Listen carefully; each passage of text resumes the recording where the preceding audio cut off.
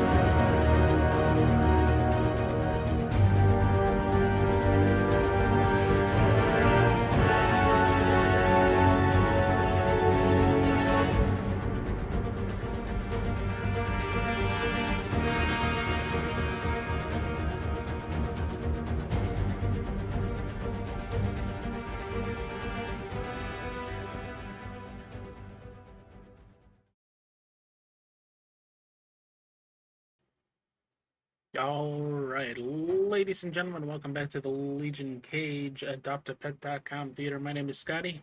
I'm your host for this evening. Tonight we have Rain, starring Joan Crawford from 1932. Without any further ado, we're going to get right into it. Here we go.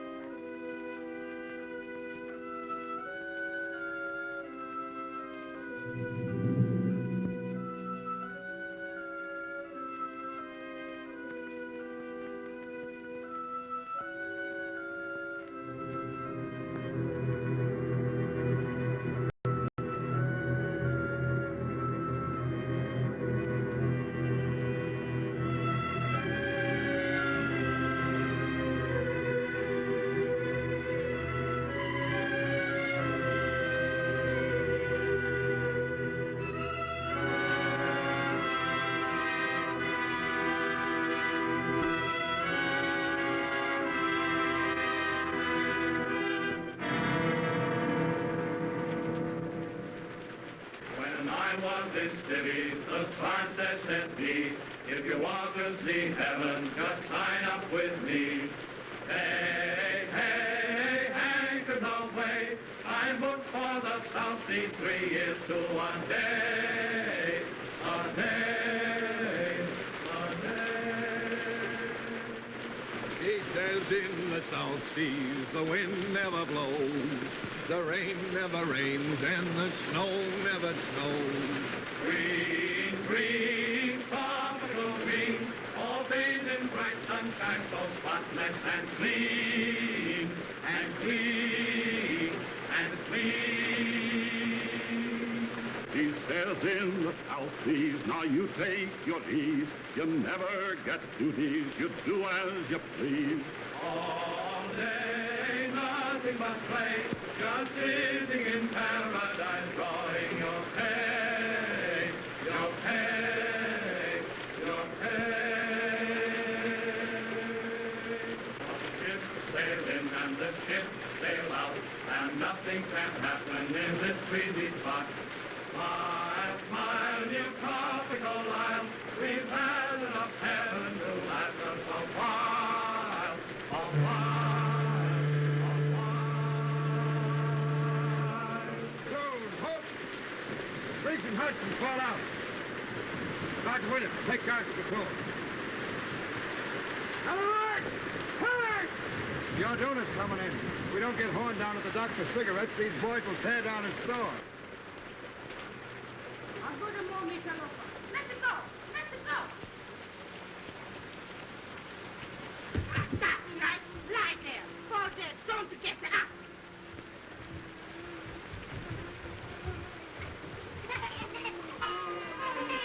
Hello, Mama. How's it by you today? Oh, you're all right? Kind of cheery this morning, ain't we?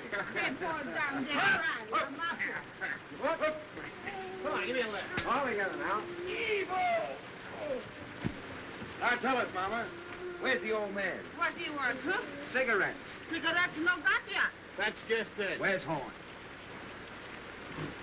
Asleep, huh? Well, we'd have that bird on his feet and down to the docks, chop, chop, pronto. I think so, no. I think so, yes. Get him, boys. What's the matter, Mama? The old man acting up again? How you talk? What do you say? My husband is a very good man. What's all this? What's all this? Relax. Where am I?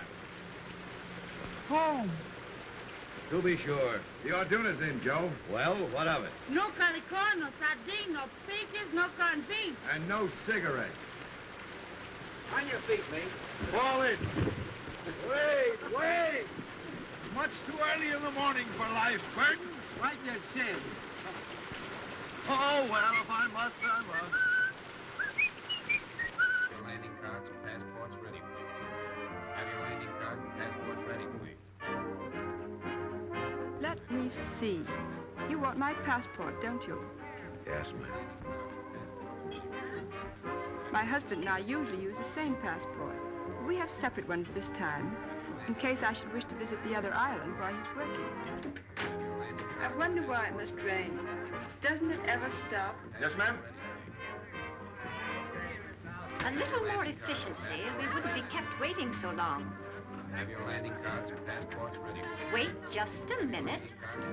There you are. Have your passports ready, please. Landing cards and passports ready, please. Landing cards and passports ready, please. Thank you. Just put it down, please. By the way, officer, I was wondering, what does Pongo Pongo mean? I don't think it means anything at all, sir. Then it's certainly well named. Unusual weather, of course. Of course. What will it be like in the pier? Unusual. Passports ready, please. Have your landing cards and passports ready, please.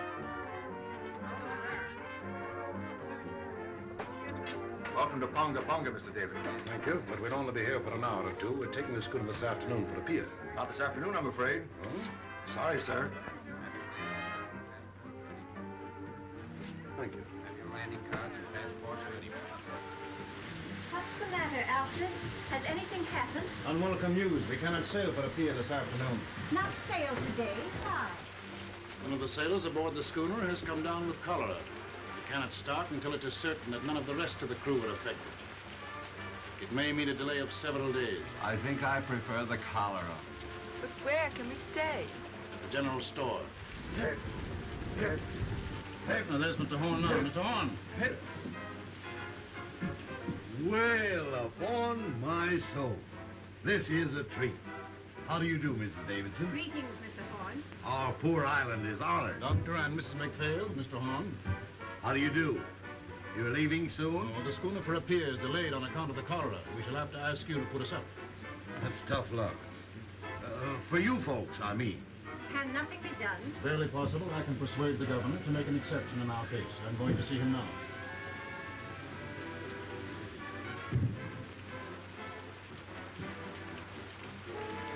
Hey, Joe, if my guests will pardon me for a few minutes, they shall have my personal escort to the hotel.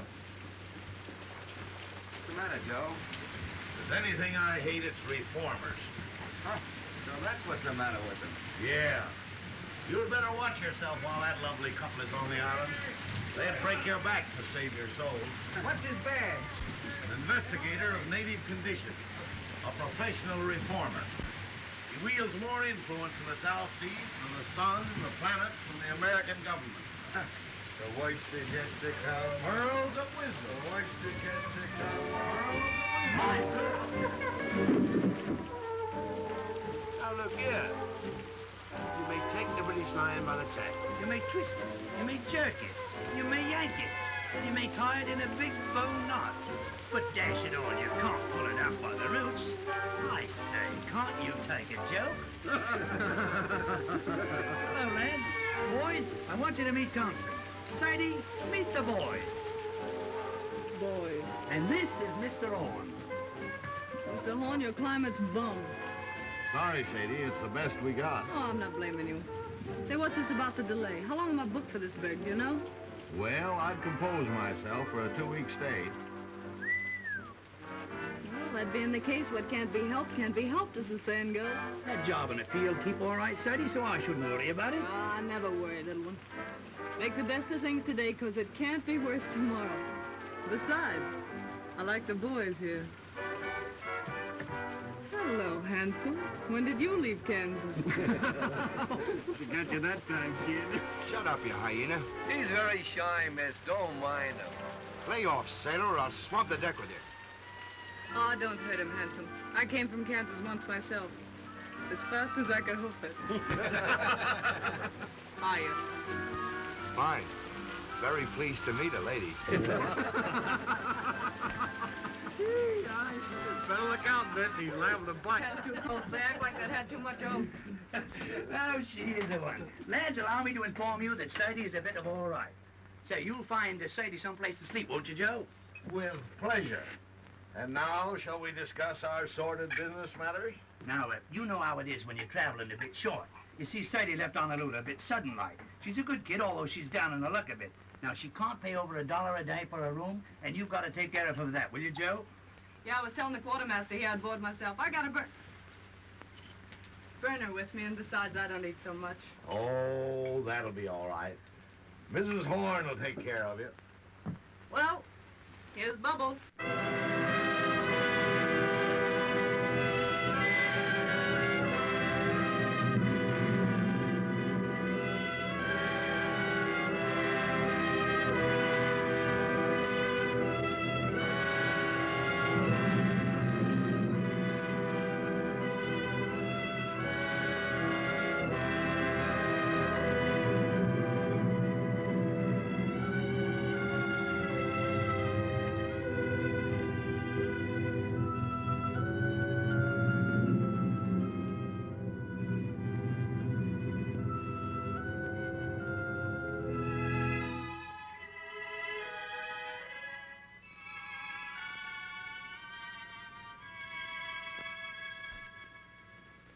I hear life's terrible back home in the States now. How so?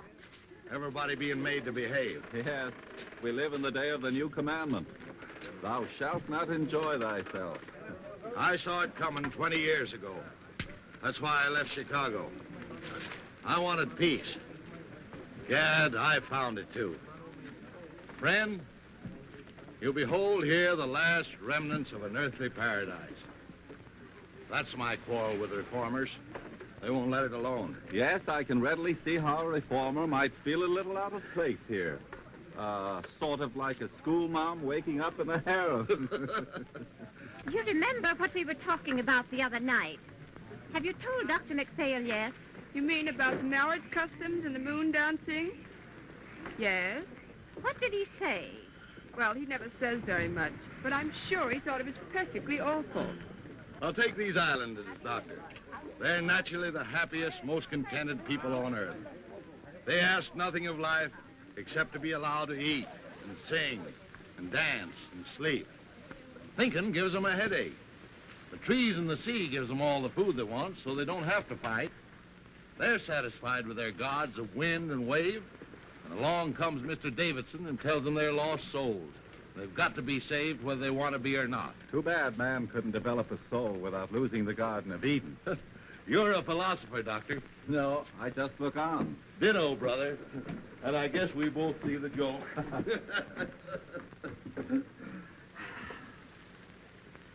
And now, welcome to Villa Horn.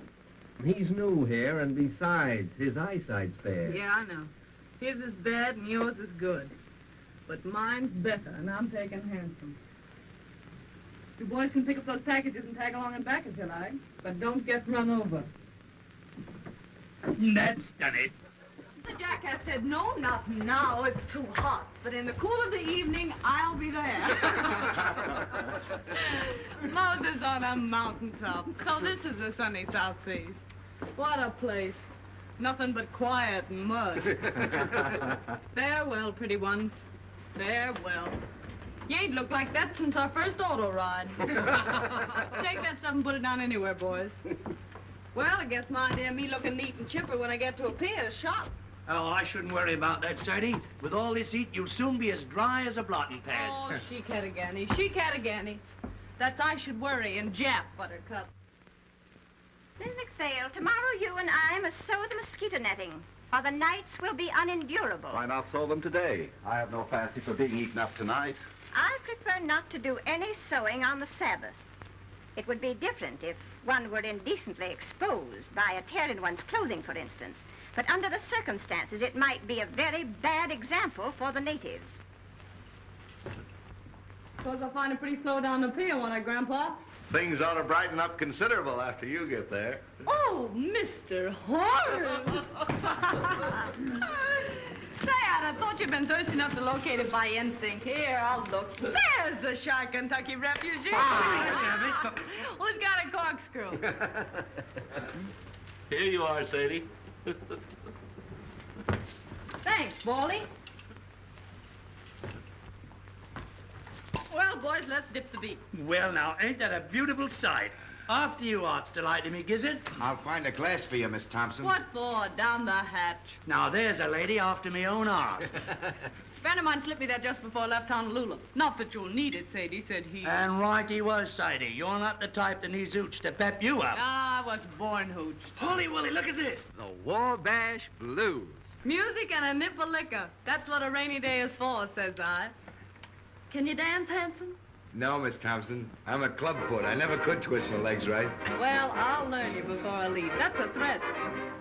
Quartermaster here's a great little stepper. You ought to see him shake a shoulder. For one of his brains in years, you'd be surprised. Come on, Ethelbert. Let's show these island boys how hip beats hip in the gay cafes of Honolulu. Right, though. Let's have a go at it. Here, bark my cabbage. Now, nothing too fancy now. No.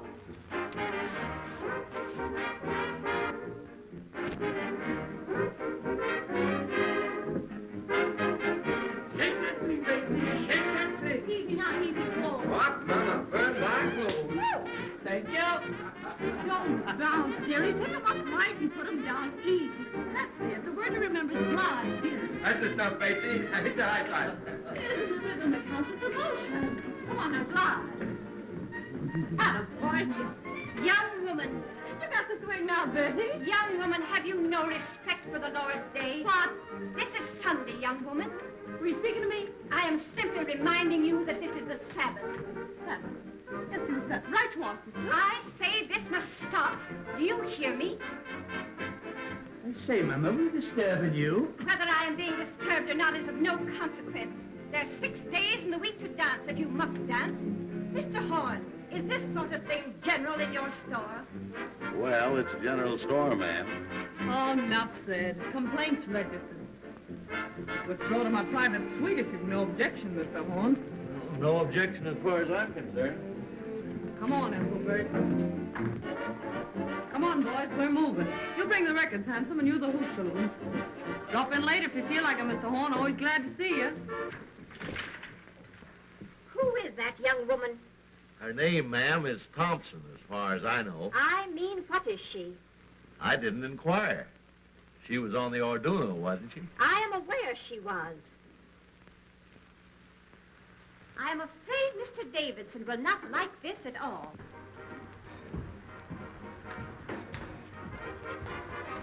I've argued it out with the governor, but there's nothing to be done. That means 10 days here. 2 weeks, probably. Well, I've prepared for the worst and taken rooms for us upstairs. 2 weeks with nothing to occupy us. This enforced inactivity is likely to prove wearisome. The only thing to do is to portion out the day to different occupations. Certain hours of the day we will set aside for study. Certain hours for exercise, rain or shine. Then, too, certain hours will go for recreation. Recreation may be hard to find. Someone appears to have found it. It's a person from the 2nd class, exceedingly common, very flashily dressed. In fact, she looks rather fast to me. Perhaps you noticed her on the boat. I met her. Rather good-natured girl on a waiting position in a pier. Kind of a girl. Oh, just an ordinary human being, not over prosperous, I should say. I think it's perfectly outrageous for her to keep that music up, don't you? She wishes to play her own machine. It is not our right to interfere. By the way, Doctor, we can visit the Naval Hospital tomorrow if you think it would interest you. It's a busman's holiday, but I'll go. The Orduna must be going out before her scheduled time. I hate to see her go. She seemed to be our last link with hope. So long, my darling. Bye-bye, Maisie. You better hurry, little one, or you're gonna get left. Righto, Sadie, I'm sorry I can't stay for lunch, but I'm off. But I hope I'll see you again sometime because you're a good kid and I likes you. I'll tell you what you do. You write me a nice little loving postcard, will you? Righto, a nice little postcard. And once you write it, just drop it in the ocean. Well, bye-bye. Hello. Hello, Sayonara. I'm off. I got beer in the frozen north in the land of the Eskimo. Goodbye, Mr. Davidson. I got stranded on the Mary Jane, and I guess I never will get home again. Goodbye, Mr. Davidson. The queen up is named Gumdrop Sal, and she's very nice. Goodbye, Mr. Davidson. Jimmy. Oh, the queen's in rock. Hello, Mr. Davidson. You'd better get aboard, Quartermaster, as fast as you can. Righto. Well, goodbye, everybody. Bye-bye, folks. The queen up is named Gumdrop Sal, and she's very nice to me. The king's in wrong, but I'm in right. The king stays out most every night, and the nights are 6 months long. Bye, Mr. Davidson. Come on, the tea's getting cold.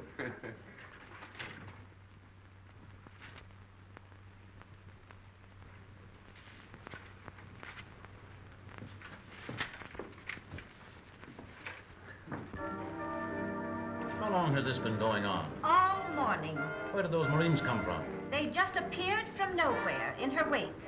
If we're to have a fortnight of this sort of thing, I don't know what we shall all feel like at the end of it.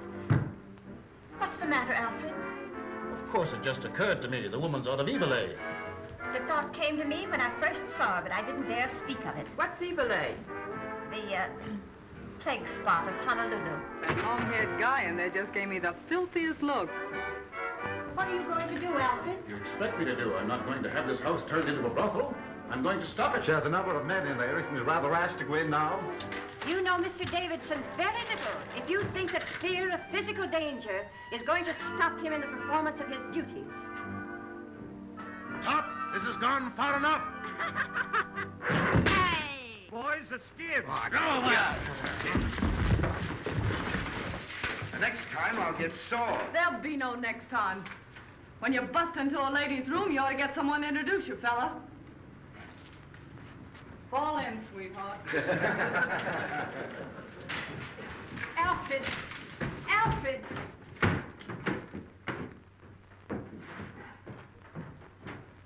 I don't know what he'll do.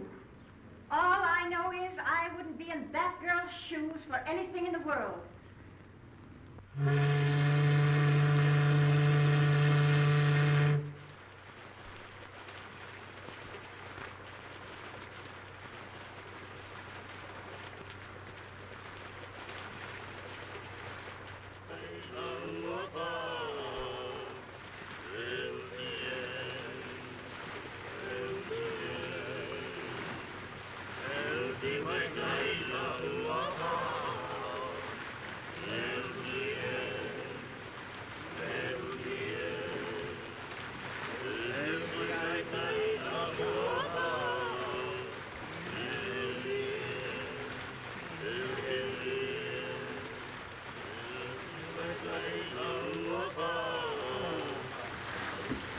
Hello, Doc. Hello. Been out for a walk? Just 2 steps. Like walking through hot beef soup. What time of day is it? Going on 6. Whole hour to put in before dinner. Been to the hospital today? No. Davison too busy. Nothing left to do but twiddle my thumb. Why twiddle? Enforced idleness makes him rested. Back in Illinois, where I was raised, it was generally believed that a person who stayed away from business more than 1 working day in every 10 years was a loose, dangerous, and depraved character. You don't see a bottle around here anywhere, do you, Doc? Have a drink. Not just now. Well, the offer still holds. There's more in the store. Now, what was I saying? Subject, I believe, was the evil of too much work. So it was. There's a lot too much misdirected energy in this world, Doctor. Are you speaking biographically or autobiographically? Confidentially. That was a mighty foolish thing Davidson did. That girl, Sadie Thompson, wasn't doing any harm. I see what you're getting at. He's been after me for letting her have a room. It's your own house, isn't it? Yes, but people like that have got a lot of influence. Once they get down on a trader, he might as well shut up shop and quit. Surely he isn't asking you to turn this poor girl out into the rain. No, not exactly. He knows there'd be no place for her to go except a native hut. Not but what I think she'd do better to go to one than stay here, now that he's on to her. But just what does he want you to do? Well, he said he wanted to be fair to her and to me. But he wouldn't stand for any doings. What do you think, Horn? Is she, out of Evil A, that Honolulu place? I don't know and I don't care. What if she is? We've all crossed thresholds we don't brag about.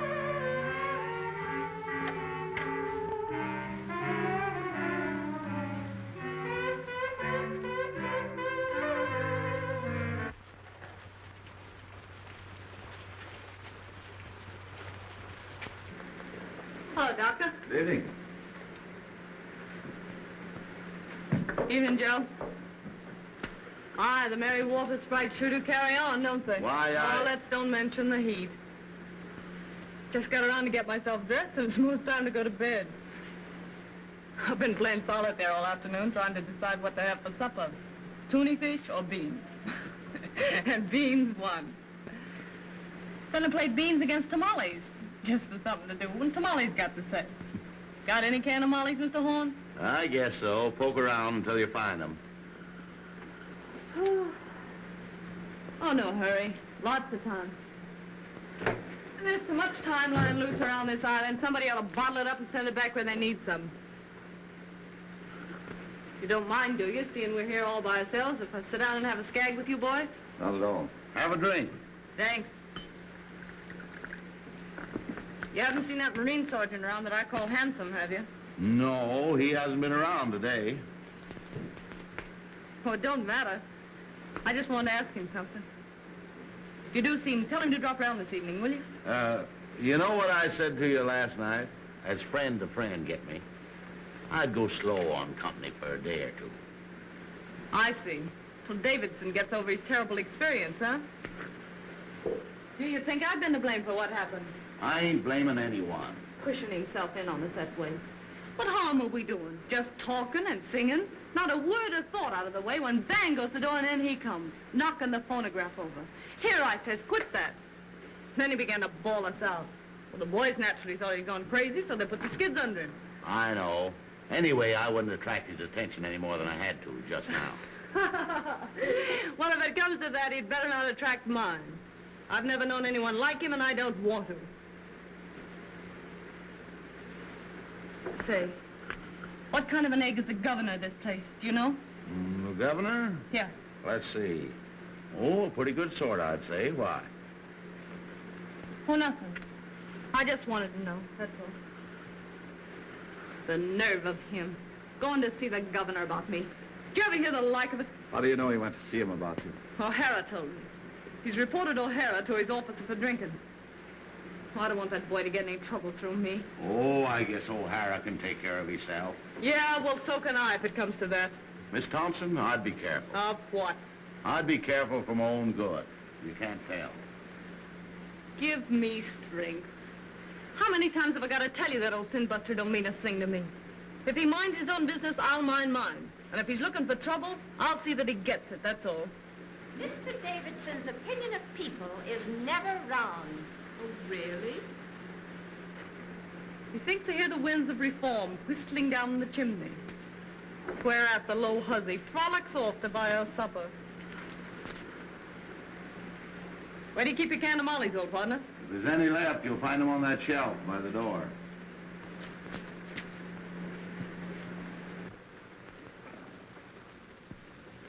Anyway, there's no ill feeling between any of us, is there? Huh? Well, I wouldn't say the doc had been exactly chatty. Life just teems with quiet fun. Has Mr. Davidson returned yet? Not yet, Mrs. Davidson. How's the headache? Any better? Very little.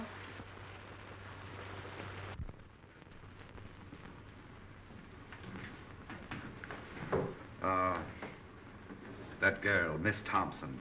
I have an idea she's sorry for what happened. If she knew what she'd really done, she'd be sorrier still.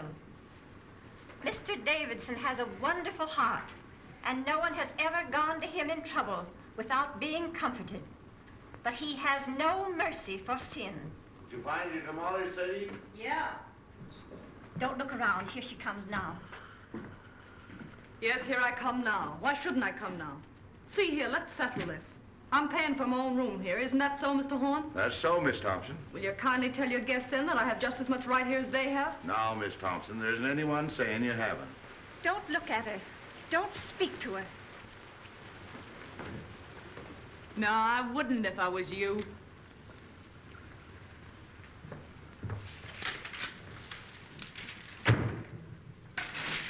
She's brazen. Outrageous. Don't. You'll only harm yourself. Oh, it's foolish, I know. But it's the first time I've ever had words with a woman of that sort. Well, there's one comfort. We shan't have to suffer this sort of thing much longer. Mr. Davidson is attending to that.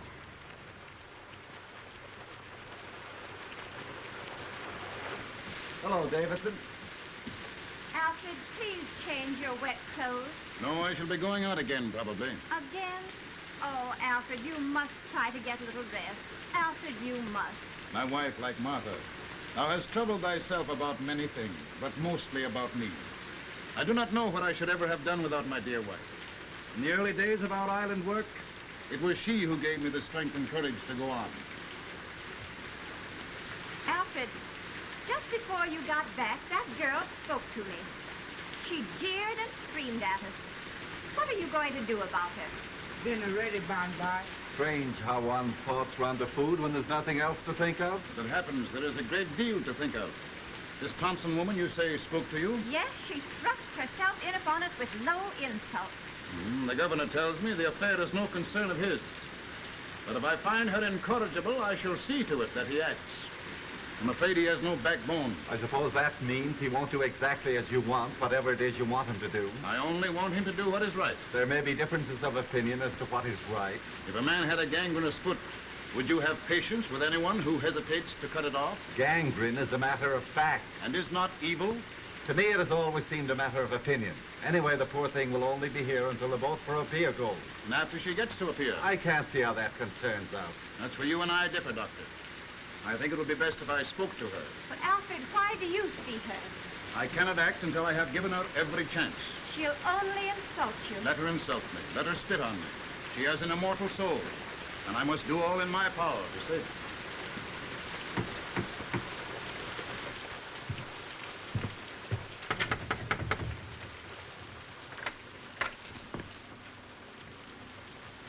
Miss Thompson, I want to talk to you. I'm eating my supper. I'll wait until you're through. Well, I guess the supper can stand by if it's important.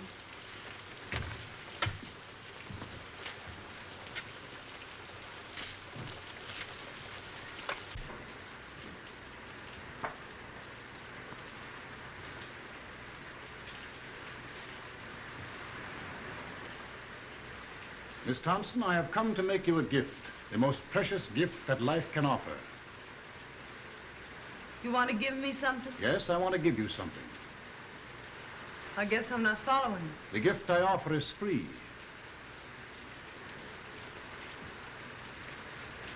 I don't know why I get all this attention from you, Mr. Davidson. I guess you mean well, but I think I can worry along as I've been worrying along for these several years. I go my own way and don't ask any favors. Those who have the key of salvation offered them and fail to open the door must be destroyed. Oh, I see what you mean. But I won't get destroyed. I'll always make out one way or another. That's all, Mr. Davidson. I'll go on eating. I'm hungry. You are hungry for the bread of the Spirit. You are thirsty for the waters of eternal life. You mean right by me, Mr. Davidson, and I'm grateful. Especially after what happened the other day.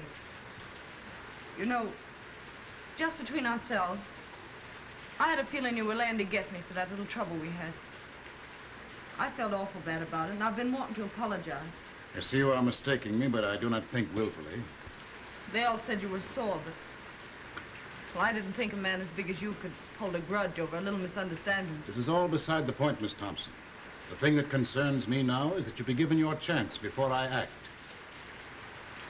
My chance for what? Your chance to be saved. Oh, I'm all right. Don't you worry about me a bit. You see, I'm a happy-go-lucky sort of a fella. It's true I'm broke now, but that don't worry me. I'll be all right as soon as I get to Apia. I got friends there. Yes? What sort of friends? Just friends. The girl I used to work with is there. And some American boys have opened up a sugar plant. She wrote me I could have a job as cashier. I'm pretty quick at figures. For some time you have lived in Honolulu, haven't you? What did you do there? Had a job? What kind of a job?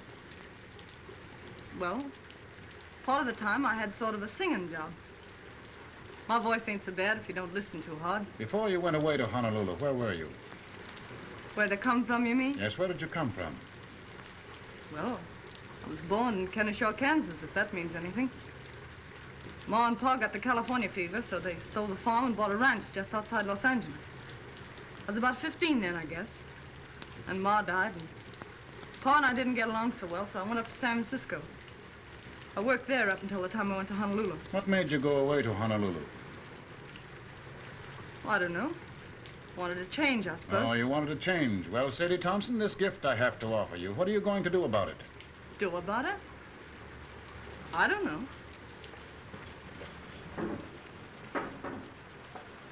I don't know what you're talking about. See here.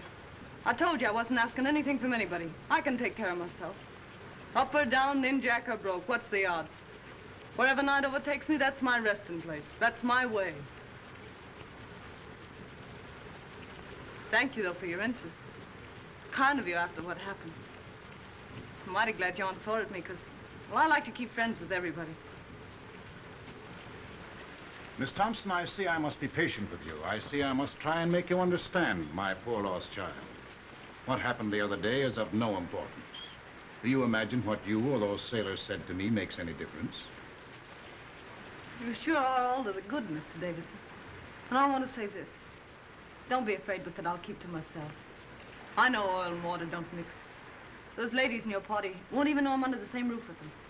I'll be as quiet as a mouse. Honest, I will. Besides, I don't want to get any more black looks from them. Oh, no, you will get no more black looks from them, my poor child. They are only waiting for the moment when they can be your friends, to help you with your burden. Oh, no. You don't know the ladies like I know them. You don't need a spyglass to see those ladies, and you'll never be shipmates.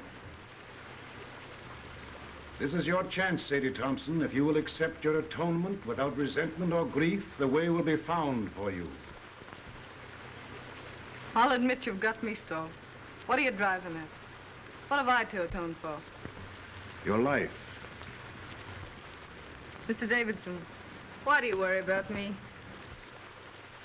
You have had your own soul and trust, and you have failed. It is my business to show you the way to redeem it. Haven't I anything to say about myself, then? You can choose but one of two paths. What's the second choice? Destruction. And who's gonna destruct me? The powers which find no place for evil. And you? What are you gonna do? Only my duty. Yeah, I know. You went to see the governor about me, didn't you? All right, Miss Thompson, I have been to see the governor. So all you said just now about letting bygones be bygones, calling quits on that bust-up we had was just a bluff. Be silent. Are you ready to put away your sins, to live a righteous and decent life, to pray for forgiveness? If you are not, be it on your own head. Hey, hey! I shall not let you go to a pier, Sadie Thompson. You are an evil woman. You have lived an evil life, and you have come here to carry your infamy to other places. You're a liar. Who do you think you are standing there calling me names? You deny that you have escaped from Evil A? I've listened to you all I'm gonna listen to. Now you listen to me. You just told me I'd better be careful. Well, you'd better be careful yourself. Lay off me or I'll show you what it means when I start to get mad. It'll be worse for you if you don't. The devil in you is strong, my poor Sadie Thompson. Evil has claimed you as its own. You take care of your own evil and I'll take care of mine.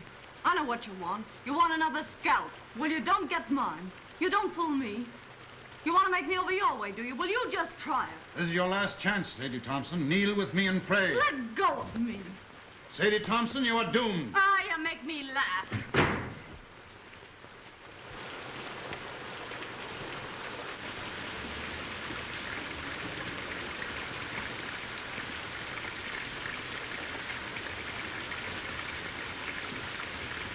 Evening. Young man, I should not come here if I were you. Why? You're likely to get into more trouble than you're in already. This isn't my first year away from home, ma'am. And I ain't been run over yet. Do you know what kind of a girl this Sadie Thompson is? Yes, ma'am. My advice to you is to keep away from bad company. Bad company present. You'll excuse this, won't you? Mr. Horn?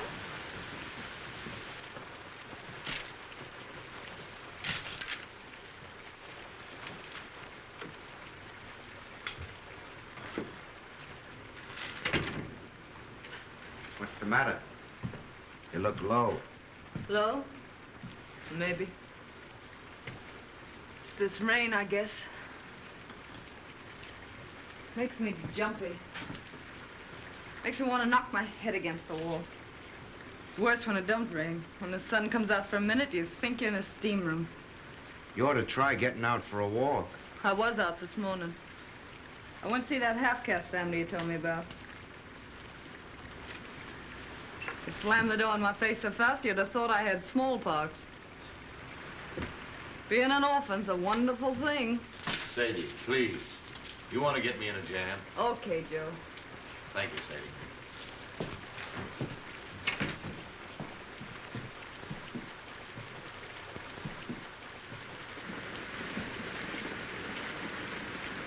Listen to it. Don't it make you want to scream?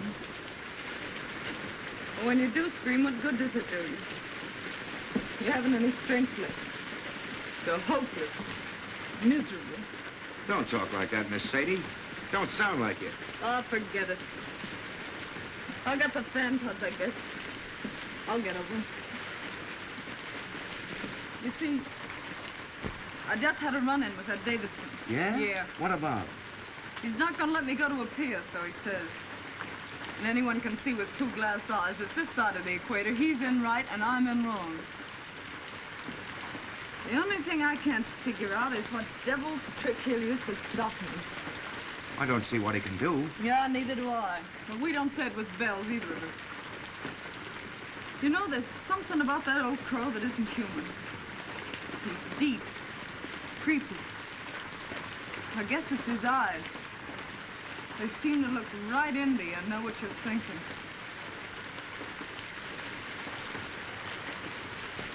Something tells me I'm gonna need friends soon, Hanson.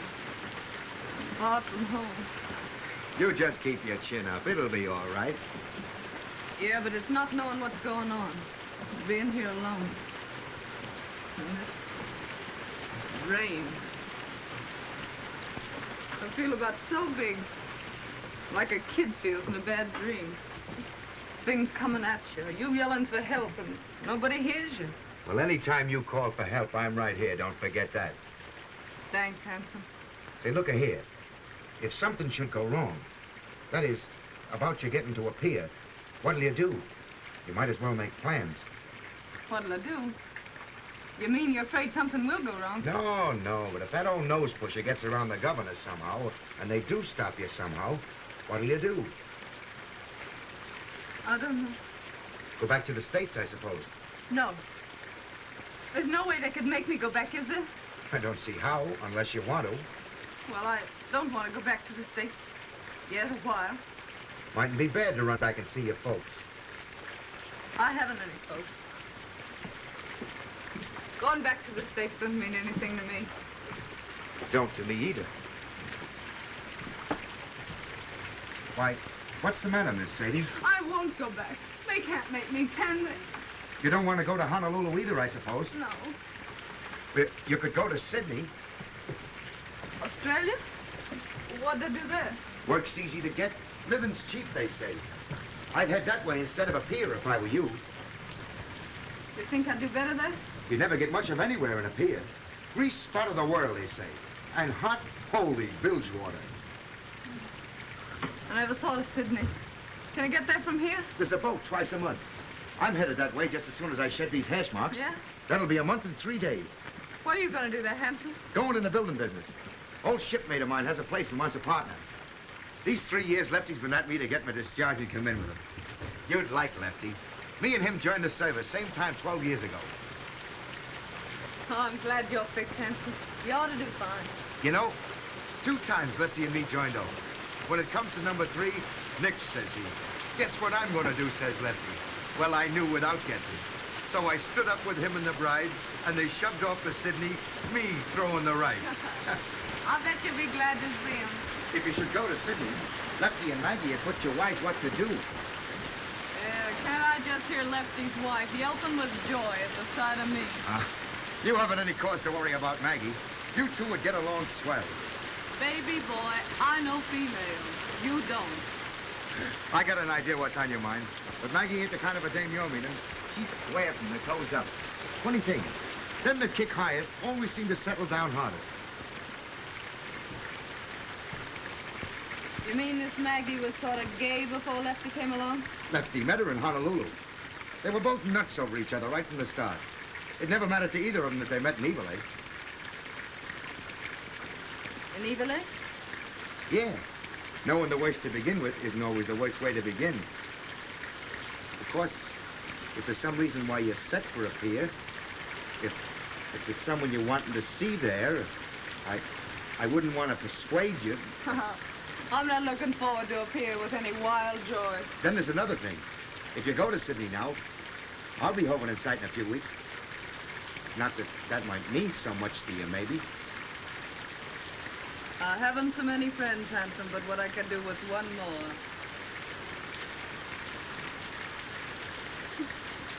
You know, you're an awful funny fella, Hanson. I guess I'm the dumbbell king, all right.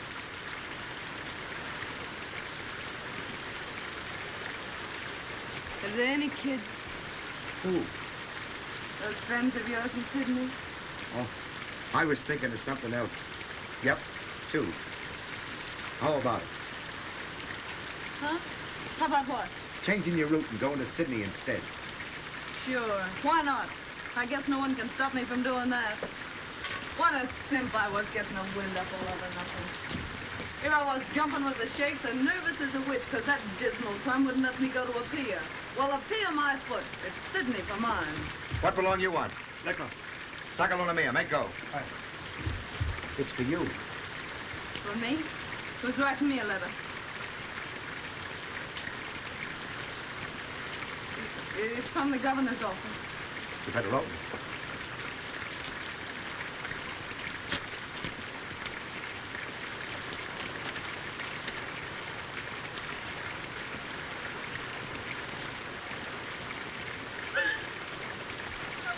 What's the matter?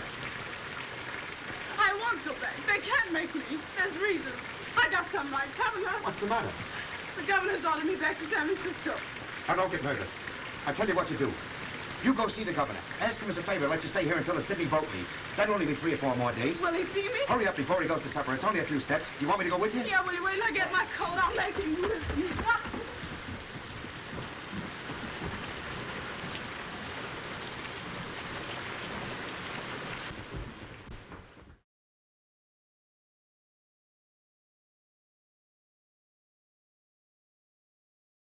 Okay. So if you haven't been able to follow along with this, the basic gist of the story is that our main character, played by Joan Crawford, Sadie, is a prostitute who got into trouble in San Francisco.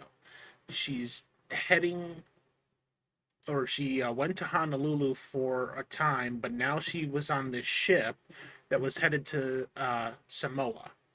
And they had to stop because of a possible cholera outbreak on the ship. And I didn't quite catch why, but for whatever reason, these passengers disembarked at this island called Pago Pago. And so you've got Sadie, and then you've got the 2 other passengers that are the man and the woman that are kind of like side characters that were sitting around the table with the other 2 main characters, which is Mr. Davidson, Alfred Davidson, and his wife. And the Davidsons are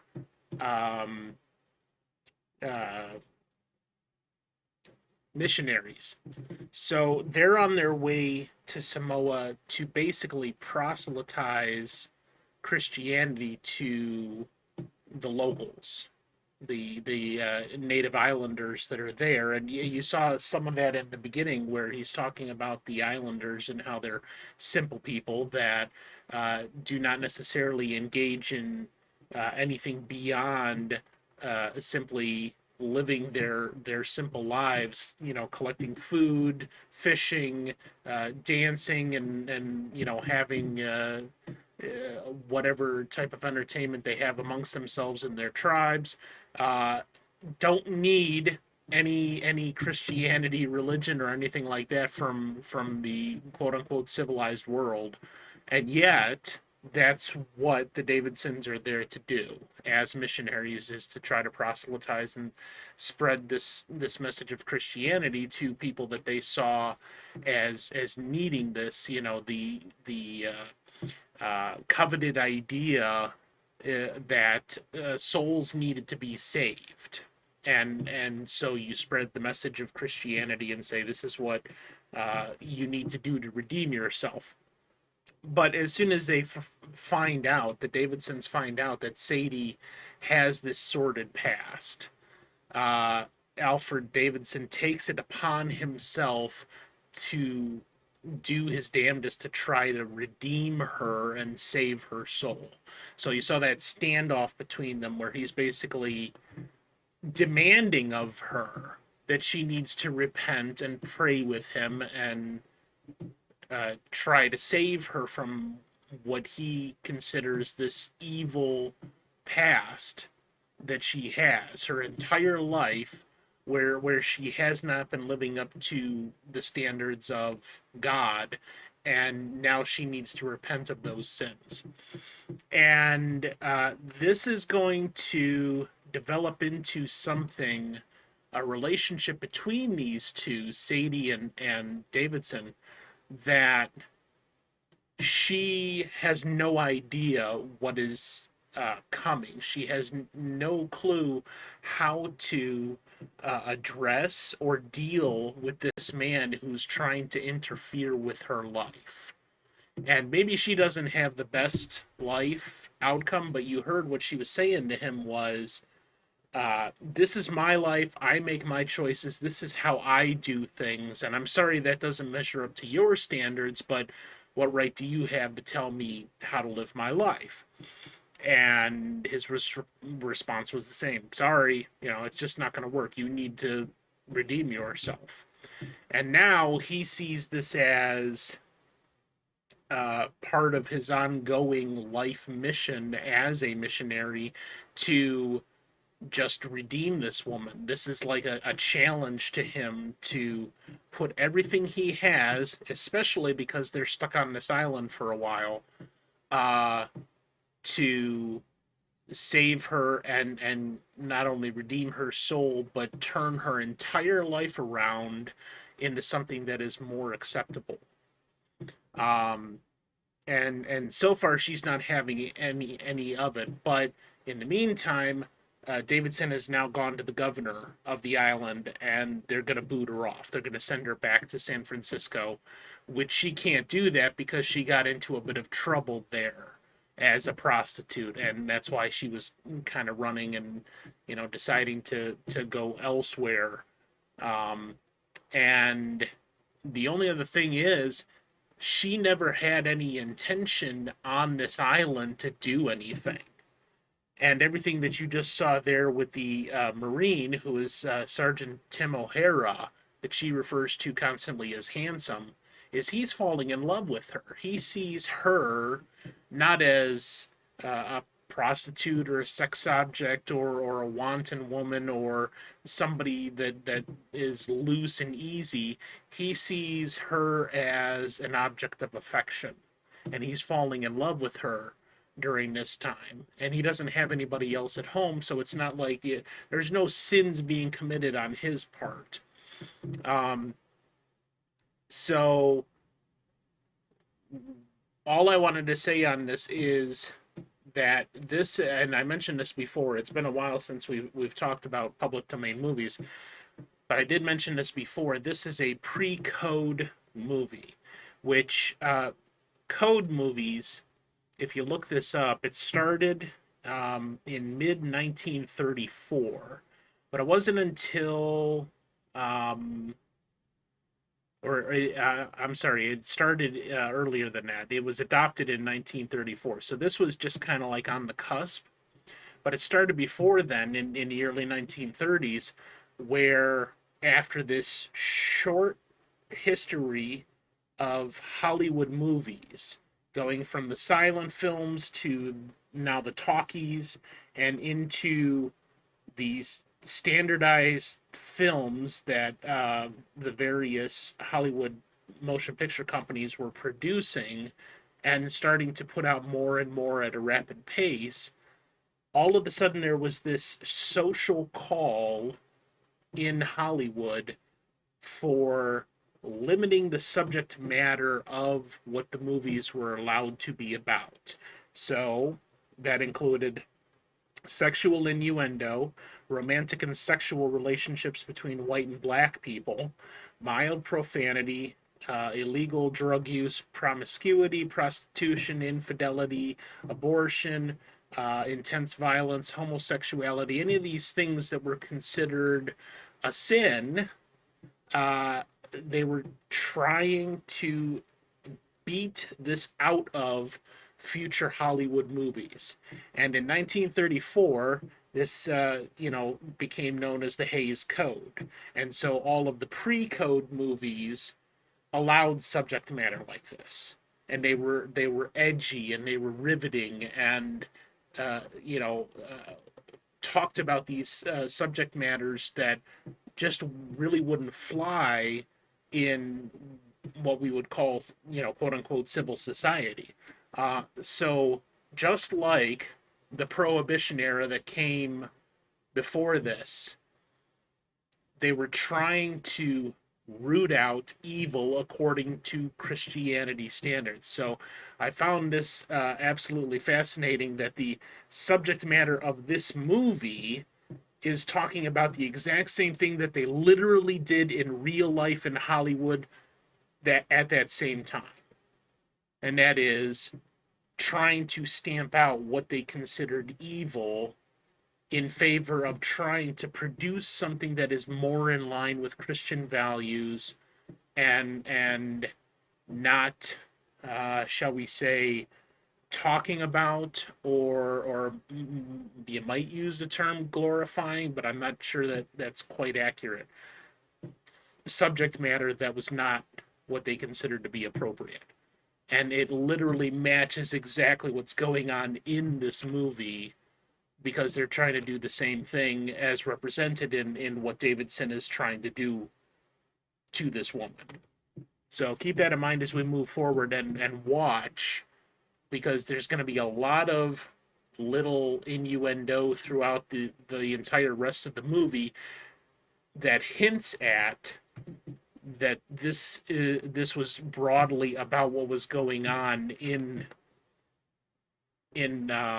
Hollywood at the time. And this was created by Louis Milestone. He was this movie has been, or this storyline rather, has been done several different times. It was initially based on a short story called Miss Thompson that was written by W. Somerset Maugham. And they had several iterations, including a 1928 silent film titled Sadie Thompson, and then this was also, and they had a stage play, and then it was also redone as Miss Sadie Thompson that starred Rita Hayworth in 1953. And guess what? Same thing. Like, if you ever saw the Shawshank Redemption, he has a poster of Rita Hayworth there, and the guy comes in, and he's the Bible thumper warden, and he goes, well, I certainly don't approve of this, because Rita Hayworth was seen as a sex symbol in the early 50s. So it's the exact same thing, and they were literally trying to tie into the storyline of this film, talking about just exactly what the code was doing to Hollywood and the films that were coming out after that. All right, so let's take a short commercial break here, and then we will come back for the rest of Rain. Stay tuned.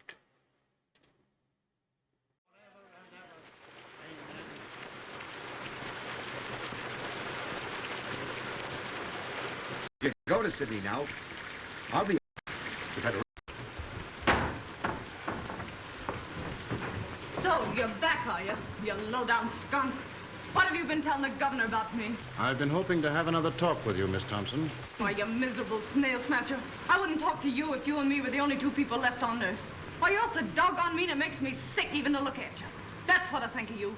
Coming to me with all that guff you spilled about salvation.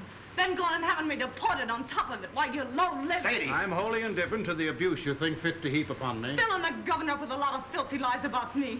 Now this comes, and I gotta beat it on the next boat. I'd hardly expect him to let you stay under the circumstances. Yeah, well, what did the governor know or care about me till you went and hauled your hooks into me? It's you that did it. You did it all. I don't want to deceive you, Miss Thompson. I urge the governor to take the only steps consistent with his obligation. Well, why couldn't you let me be? Was I doing you any harm? You may rest assured if you had been, I would be the last one to resent it. You don't think I want to stay in this rain hole, do you? You are being given every opportunity of getting out. Come on, Sadie, don't say any more. You, I know you're kind. You dirty, two-faced mutt. I bet when you were a kid you caught flies and tore their wings off. I bet you stuck pins in frogs just to see them wiggle and flap while you read them a lecture. I know you. Why, you'd tear the heart out of your grandmother if she didn't think your way and tell her you were saving her soul, you something in front of her. You will be glad to hear that the governor has acted at last. He's a weak man, For days he has shilly-shallied, saying it was none of his concern. I can readily see why. How did you convince him? I finally had to speak straight from the shoulder. The foundation that I represent in Washington is not entirely without influence. Miss Thompson will sail on the next boat that goes. How soon will that be? The Golden Gate is due here from Sydney next Tuesday. She will sail on that. 4 days more. Are you ready?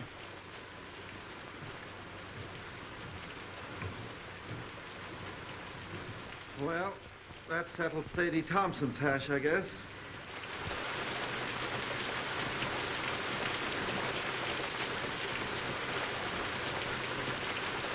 Mrs. Davison tells me she hasn't closed her eyes ever since that girl came to live under the same roof with her. The founder of her religion wasn't so squeamish. Don't joke about such things. Please, Robert. Excuse me, Doc. Miss Thompson isn't feeling well. Will you see her for a moment? Certainly. She's right out here.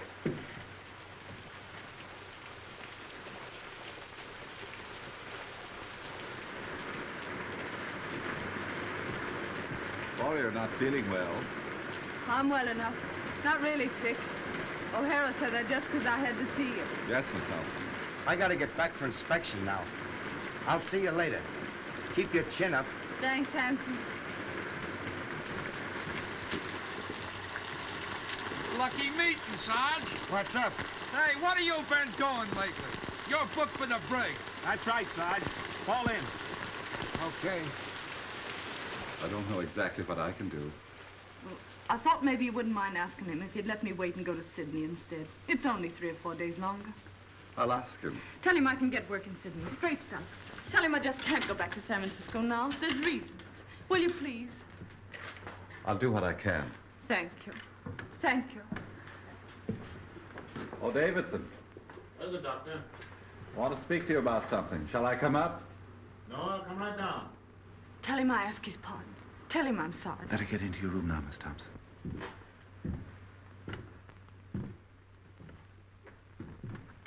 Well, Doctor, what can I do for you? It's about Miss Thompson. The governor has told her that if you have no objection, he will allow her to remain here until she can take the boat for Sydney. I'm sorry, Doctor, but it is useless to discuss the matter. It appears the girl has reasons for not wanting to return to San Francisco.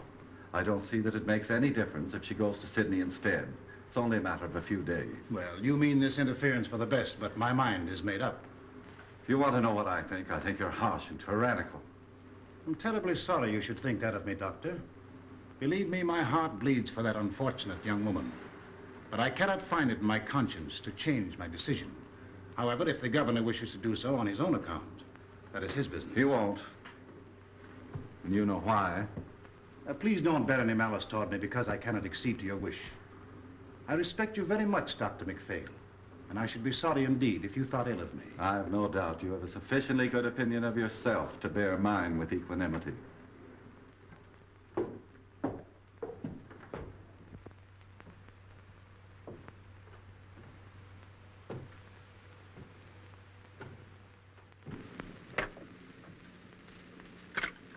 I'm sorry.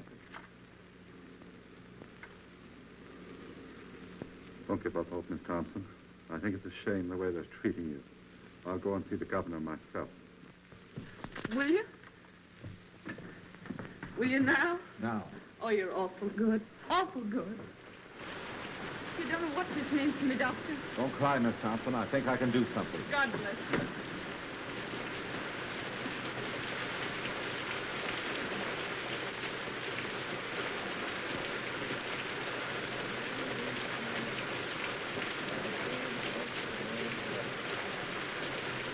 The earth is the Lord's, and the fullness thereof.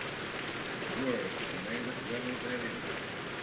That we have founded it upon the sea, established it upon the floods. Who shall ascend into the hill of the Lord? Who shall stand in the holy place? Let me tell you something. Mr. Davison's long gone big or two. What's that? What are you saying? All the same I know, he big or two.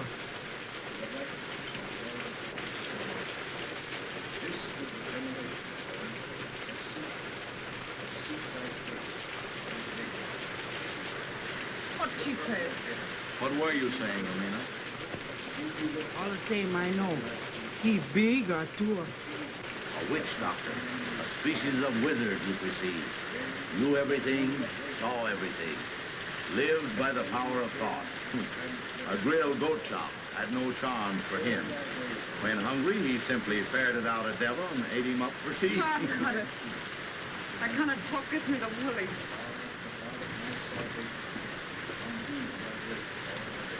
Let me have a drink, will you, Jim? That's Davidson up there, isn't it? Sounds like his voice. What's he saying? He said, amen.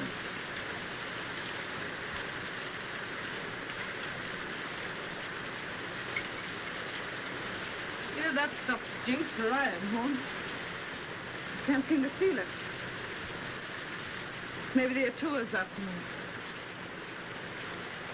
What's that the old jig does? Sees everything? Knows everything?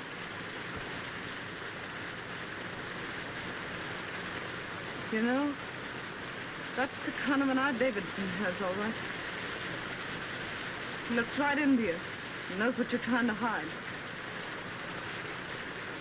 Guess it wouldn't be any use to try and hide much from him, would it? Not much.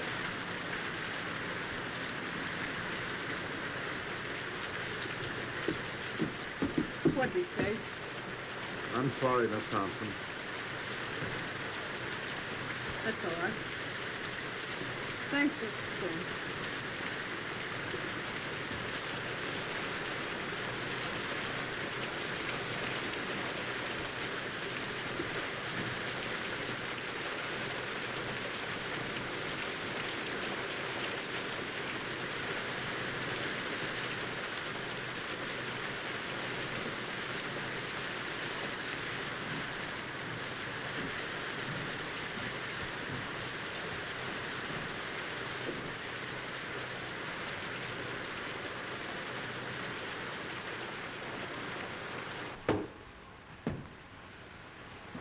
I'm sorry for what I said to you today. For everything that's happened, I ask pardon. I guess my back is broad enough to bear a few hard words. You got me beat. I'm all in. Oh, don't make me go back to San Francisco, please. I'll go anywhere else you say. Why don't you want to go back there? Well, my folks live there, and I guess I don't want them to see me like this. I understood you had no people. I got a father. But you told me yourself your father did not live in San Francisco. That's not the reason, Miss Thompson. What is the reason you don't want to go back there? I told you. No, you haven't told me. Well, it's this way. I'm trying to go straight now, and if I go back there, I can't go straight. What will prevent you from going straight if you really want to? There's a man back there that won't let me. Why won't he let you? He just won't. You see, it's this way. I'm scared he'll get me again. Who is this man? Sort of a politician. I see. And you fear his influence, eh? Yeah, that's it. You see, he's bad, and I'm scared of him. Does he need to know that you have returned? Oh, he'll know. Oh, but Miss Thompson, San Francisco is a big place. It should not be difficult for you to keep out of his way if you want to. Well, I'll have to get help once I get back, and the only people that'll help me are in with him. If you earnestly desire to go straight, it will not be necessary for you to go to your former friends for help. My foundation will help you until you are on your feet.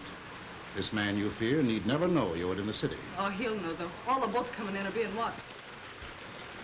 You mean to tell me that every boat coming into port will be watched on the chance that you are on it? Yes. Come, Miss Thompson. These evasions are getting you nowhere. Why are you afraid to return to San Francisco? I told you, because I can't go straight there. Shall I tell you why you're afraid to go back? This politician you fear is a politician in a uniform. He wears a badge. What you fear is the penitentiary. Oh, don't send me back, please. I'll be good. Honest, I will. Is that it, the penitentiary? But I was framed. I got away before they caught me. Gee, they'll nab me the minute I get off that boat. It'll be 3 years for mine. 3 years. Oh, give me a chance, will you? Just one chance. I'm going to give you the finest chance you've ever had. I don't have to go back, you mean? Yes, you will have to go back. You will sail for San Francisco Tuesday, as the governor has ordered. If you are truly repentant, you will accept this punishment. You will offer it as the atonement for your sins. When you want me, Sadie Thompson, call me. I will come. At any hour of the day or night, when you need me, I will come. I shall be waiting for your call.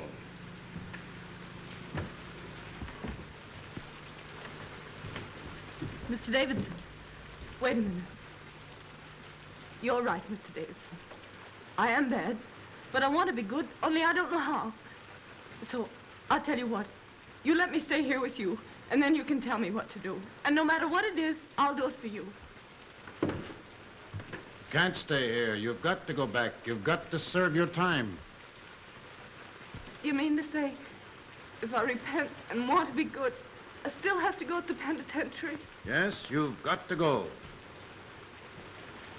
All right. You send me back there, and that's my finish. No, it will be your beginning.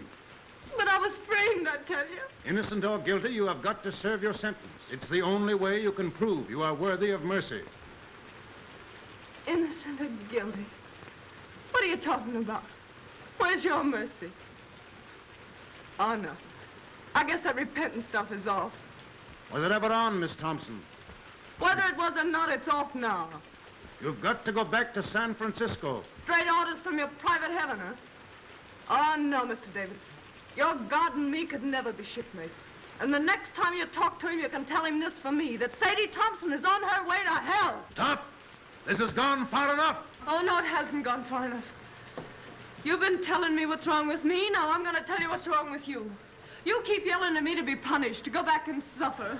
How do you know what I've suffered? You don't know, you don't care, and you don't even ask, and you call yourself a Christian. Our Well, you're Father nothing who but a art in miserable heaven, witch burner, hallowed that's be what you thy are. name. You believe in Thy torture. kingdom come. You know you're big, and you know Thy you're will be strong, done and on got the earth law as on it your is in side and the heaven. power to hang me. Give All us this right. day our daily But bread. I've got the power to stand here and Forgive us say our you hang me trespasses and as we be forgive damned to those who you. trespass against us. Lead us not into temptation, but deliver us from evil. For thine is the kingdom, the power, and the glory, forever and ever. Amen. O Lord, hear thou my prayers for this lost sister. Close thy ears to her wild and heedless word. Our Father who art in heaven, hallowed be thy name. Thy kingdom come, thy will be done on earth as it is in heaven. Give us this day our daily bread. Forgive us our trespasses as we forgive those who trespass against us. Lead us not into temptation, but deliver us from evil. For thine is the kingdom, the power, and the glory, forever and ever. Amen. Our Father who art in heaven, hallowed be thy name. Thy kingdom come, thy will be done on earth as it is in heaven. Give us this day our daily bread. Forgive us our trespasses as we forgive those who trespass against us. Lead us not into temptation, but deliver us from evil. For thine is the kingdom, the power, and the glory, forever and ever. Amen. Our Father who art in heaven, hallowed be thy name. Thy kingdom come, thy will be done on earth as it is in heaven. Give us this day our daily bread. Forgive us our trespasses as we forgive those who trespass against us. Lead us not into temptation, but deliver us from evil. For thine is the kingdom, the power, and the glory, forever and ever. Amen.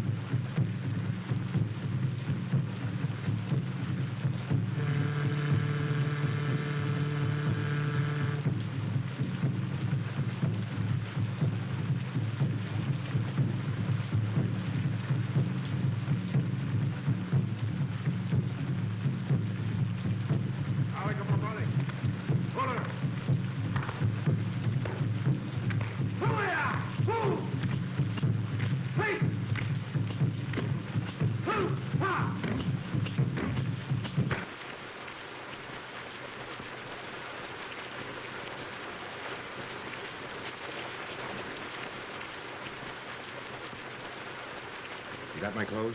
Everything's here. I'll be out in a few minutes.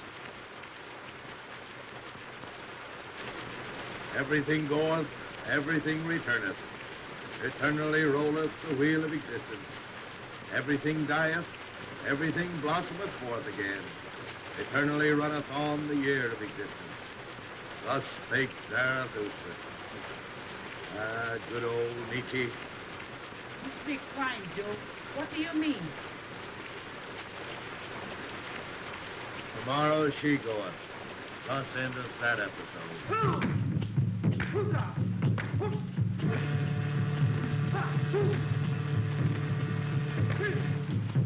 I expect we better go back. I have a feeling that something is wrong.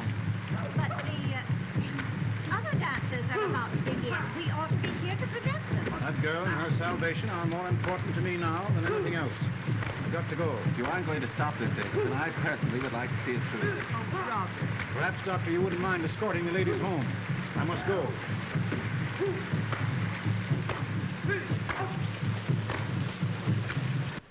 How is she? Not so good. Has she wondered why I haven't been around? No. Didn't you tell her, you old pelican, that they had me in the brig? No, she didn't ask. She didn't ask.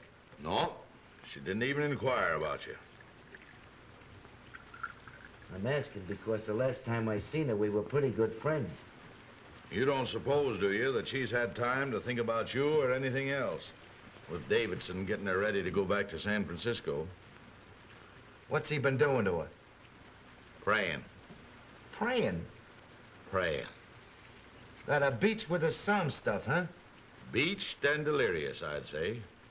He took pretty good care to get rid of me before he started, didn't he? Well, I'll beat him to it tonight. How did you get out? Walked out. What's the doing, O'Hara? You aroused my curiosity.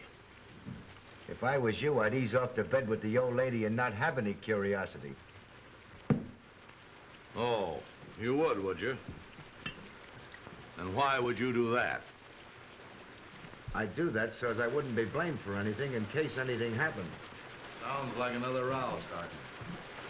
The most unlucky day of my life, the day that Orduna came into port. Amina, lock up. I like my comfort. For 5 days now, this whole household is centered on that tormented Thompson girl in there. With Davidson and old Nick wrestling for her soul. It's got me nervous. Cheer up. It won't center around how much longer. What do you know about it? Safe in a brig all week. There hasn't been such a casting out of devils since the first chapter of Exodus. The last vestige of mortal sin lurking in that poor critter's heart has been torn out. The Sadie Thompson who blew into my hotel a week ago isn't anymore. Wait till you see her. Aren't keeping anything from me, are you, Joe? Wait till you see her, I say. She's like a victim they've got trussed up to sacrifice to some bloody idol. Yeah, it'll make you sick to look at her. Get her out for me. I'll tend to the rest of this. Gladly. My mind is blank, save for one fact. Tomorrow, Miss Sadie Thompson will be on the high seas. You bet she'll be. Miss Thompson, you're wanted. All right.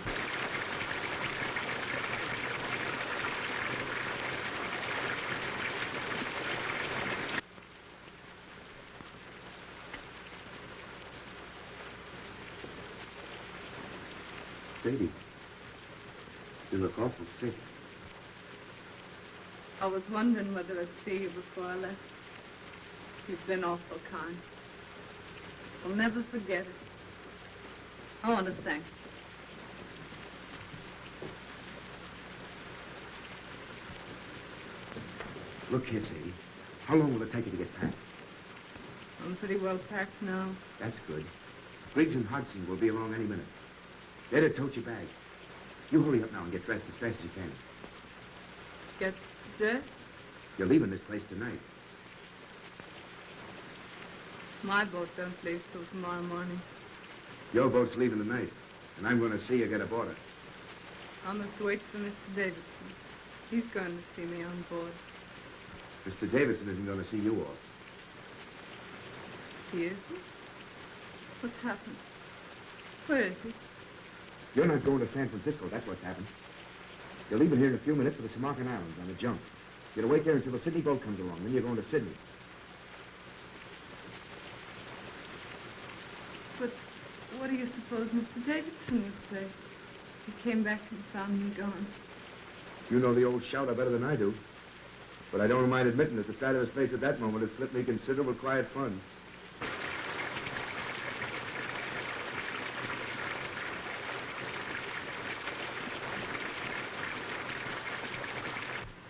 You've had a pretty bad time these last few days, I guess.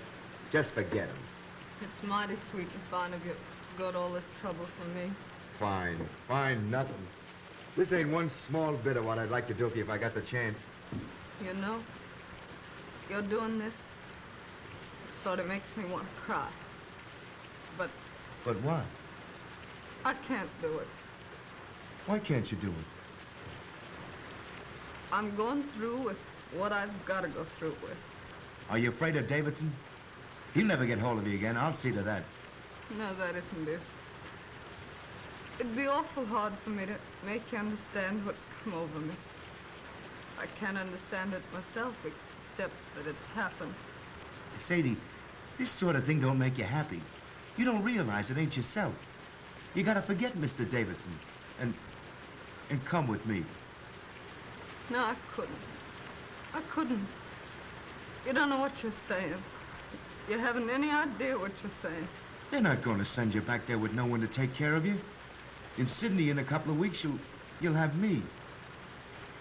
Remember what I told you about Lefty and Maggie? I won't listen. I won't listen. What's to hinder you repenting in Sydney as well as in San Francisco? If you gotta repent. Oh, you don't understand. I've got to go back and be punished for what I've been. What's that you're saying? When I get back to San Francisco, Handsome, I've got to go to the penitentiary for 3 years.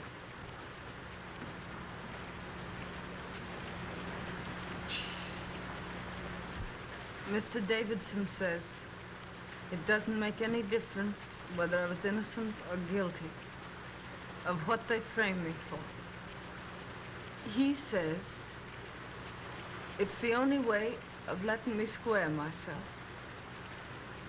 He says I've got to accept an unjust punishment by man as a sacrifice for my sins.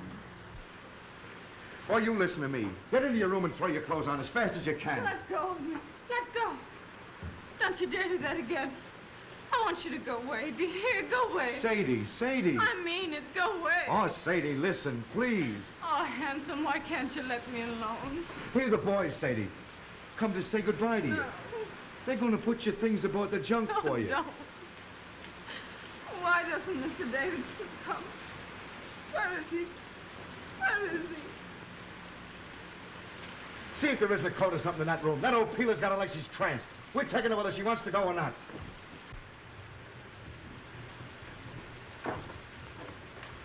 Oh, they're taking my things. They mustn't take my things. Sadie, don't. Someone will hear you. Oh, let me go. Go away. Oh, Handsome, why can't you let me be?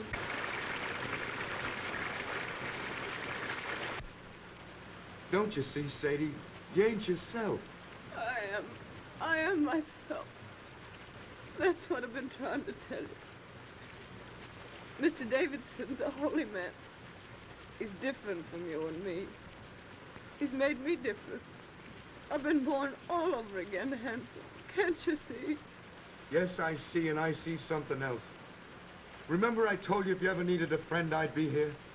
Well, you need a friend right now. You're not going to San Francisco. You're going to Sydney. Sadie, out there you got your whole life before you. We'll go away where this rain or anything else can't bother us. Just you and me. Like Lefty and Maggie. 50-50. You'll be Mrs. Tim O'Hara. It's Sydney and us. The whole works against the penitentiary. And I'm taking you whether you want to go or not. No. No, you mustn't. You mustn't. I'm saved, I tell you. You'll send me to hell. Mr. Davidson. Seems I got here just about in time. All evening I had a peculiar feeling you were in danger. Sadie, Don't pay any attention to him. I'm sorry for you, O'Hara. What you are trying to do is a serious offense. What you're trying to do is make a hyena cry. You're trying to abduct Sadie Thompson. You have made an attempt to defeat the law, and it's likely to go hard with you. That's my lookout. What kind of a man are you anyway, picking on this poor kid here? Getting her so she's half crazy. Sending her so she'll have to go back to prison. You're one choice specimen, Davidson, I'll say that for you. They don't make your kind every day. You are a reckless, headstrong man, O'Hara. You are breaking barracks and attempting a high-handed crime. You defy the authority of state and God. You cannot go on the way you are going, and I shall see to it that you do not. Begging your pardon, might I ask what you think you're going to do about it? Get back to your barracks as fast as you can and report here to me tomorrow after Miss Thompson is gone. Where do you get these ideas anyway? If it's good advice you want to ladle out, keep it. On such rare moments as I think for myself. Oh, this is not helping your case. Watch what you say. I'm here to watch out that Sadie don't make any fool breaks. You got to do some settling with me before she does any sailing. You're wrong. I know what I'm doing. I'm sorry, but I see clear. See clear? Why, he's got you so it's like you don't. I see what you don't see. What's happened to me don't happen to everybody. I was nothing. I was nobody. Now I'm something. I'm somebody. It's a wonderful thing to know you're being made of some account. The only thing I can't see is how it's happened to me. Is that the way it is, Sadie? Yes. What do you want me to do? I don't want you to do anything. Except, just don't say anything more. All right. I'll tell the boys to bring your things back. Sadie, if you and me never see each other again, I want to say this. I'll never forget you. Ever.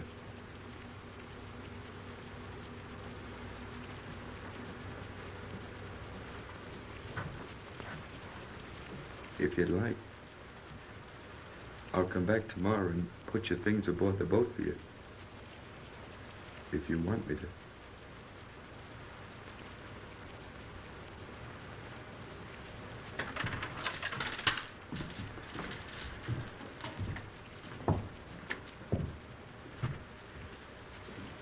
Don't blame O'Hara, Mr. Davidson. It was all my fault. No, my poor child, it is not your fault.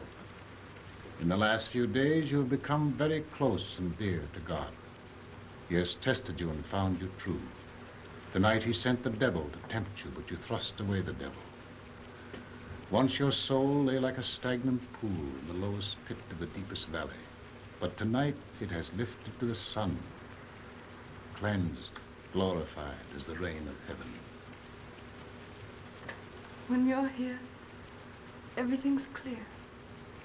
Everything's all right. But when you're away, I'm afraid. I get to thinking of how wicked I used to be. And I just can't believe it's all forgiven. The days aren't so bad, but it's the nights. Then I began to think and wonder, if they're bad now, what are they going to be like when you can't come to me anymore, when I'm alone? When you are alone, my strength will come to you through prayers, which will always be on my lips. Little by little, you yourself will grow stronger, surer, and presently the time will come when sin and terror will be powerless to penetrate the great love that God has wrapped around you. Then will you be redeemed. The kingdom and the glory will be yours. Yes. Yes. When you talk like that, I'm not afraid. That old life I led don't belong to me at all. It wasn't me. It was someone else. When I feel like that, Mr. Davidson, does it mean I'm redeemed? Yes, Sadie. Tomorrow will be a very busy day for you. You'll need all your strength. You must try and get some sleep now.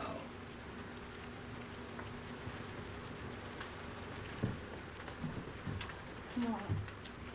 But if I wake up tonight and get afraid, can I call you?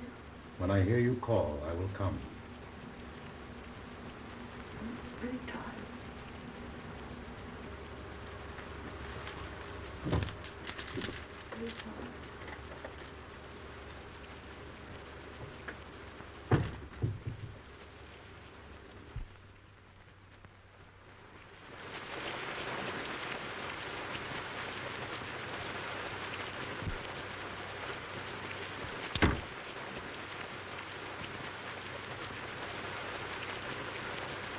Hello, Horn. You still up?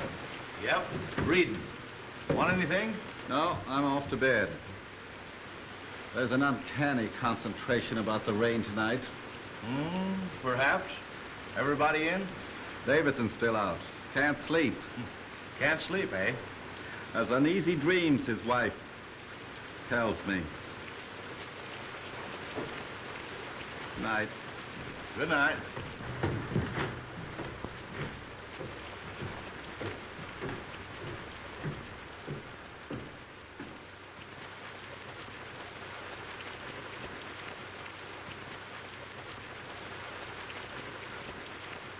Everything goeth, everything returneth. So rolleth the wheel of existence. Everything dieth, everything brought forth again. So runneth the year of existence.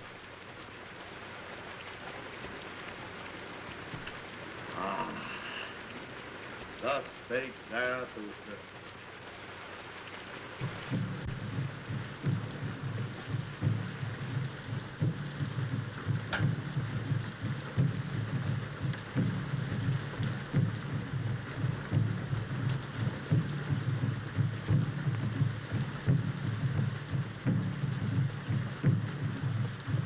Mr. Davidson, Oh, Miss Thompson, what are you up for?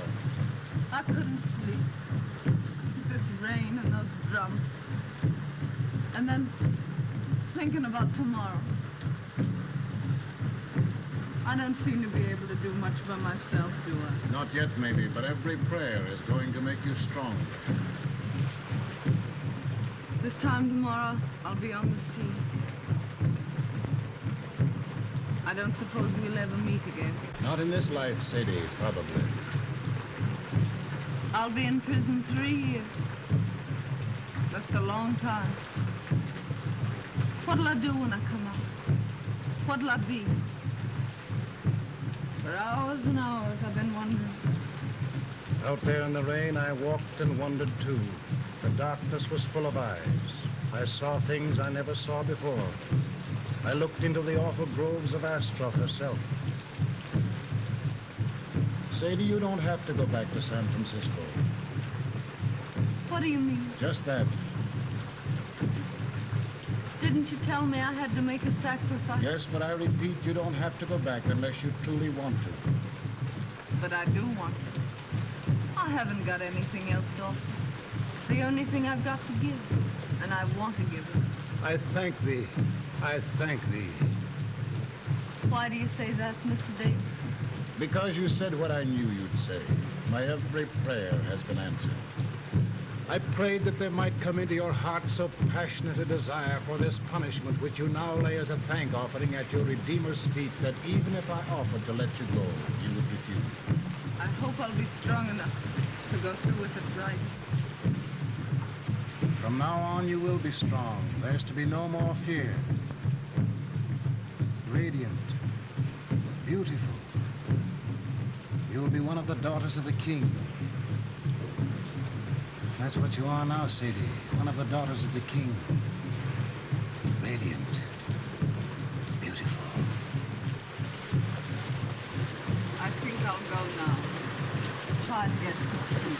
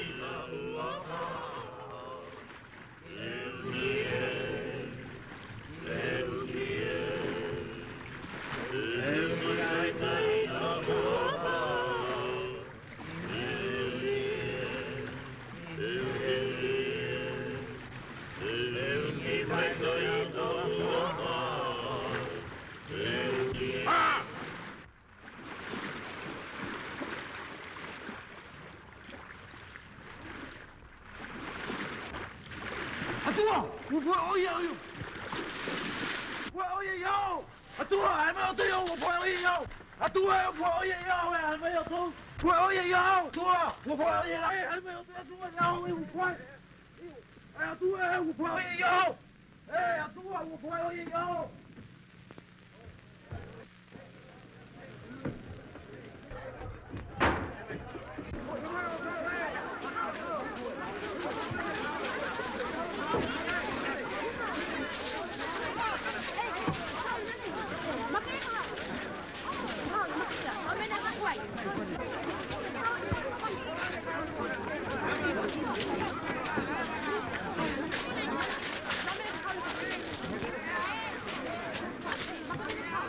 Davidson. He isn't dead, is he? Throat's cut. Been dead for several hours. Suicide.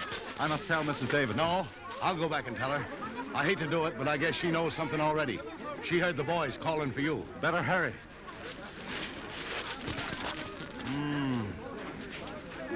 I wonder why he did it.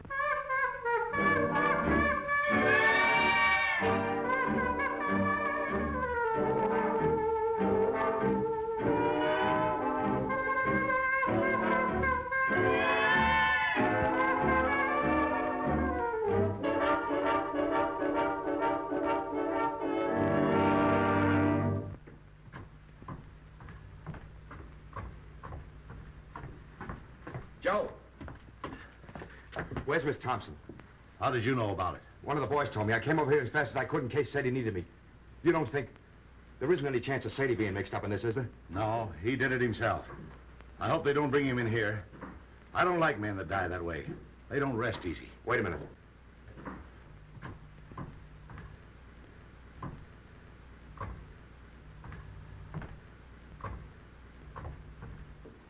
Pretty cool, I'll say. Yeah. Well, anyway, I'm glad I didn't have to tell her. I wonder how she'll take it. I wonder... Now what? Listen to that. You see? She don't know yet. Man, why is she playing it? One of us ought to go in and tell her what's happened. She hasn't touched that thing since Davidson went after her. What's she playing it now for? I don't know. Look here. Last night she was frightened and all in about going back to San Francisco. Why is she playing that thing the first thing this morning when at noon she's going on a journey she's afraid to make? Why? How should I know? What do you infer? I'm not inferring. Who's going to tell her? You? It'll come better from you. Oh, all right. Miss Thompson, Yeah? What is it? let me in. It's Horn. Oh, no, you don't. Stay where you are. I'll be out in a minute. It's very important, Miss Thompson. Okay, coming right up.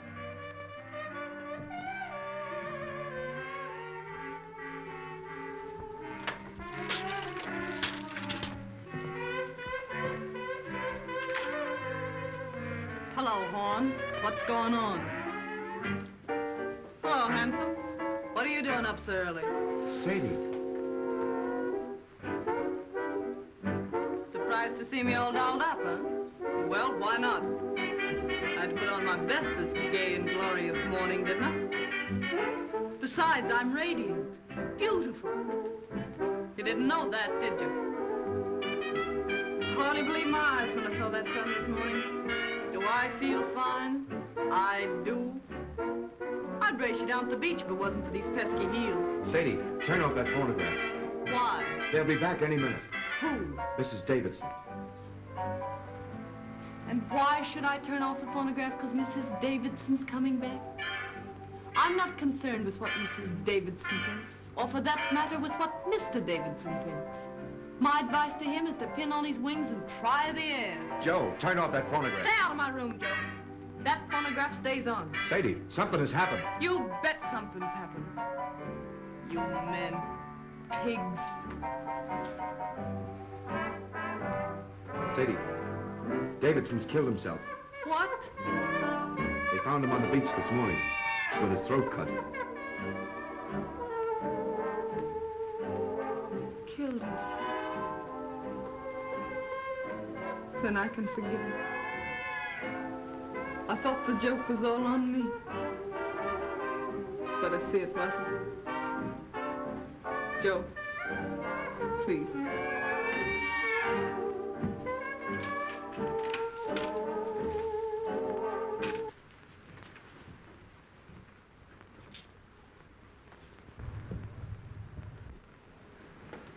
No offense to you and that last crack I made, Hanson.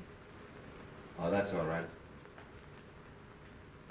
I'm going to Sydney with you, if your invitation still holds good.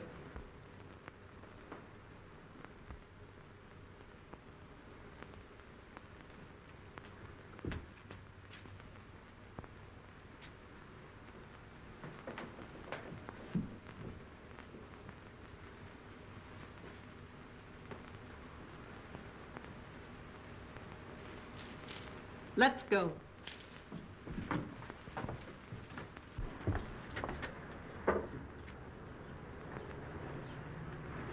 I understand, Miss Thompson.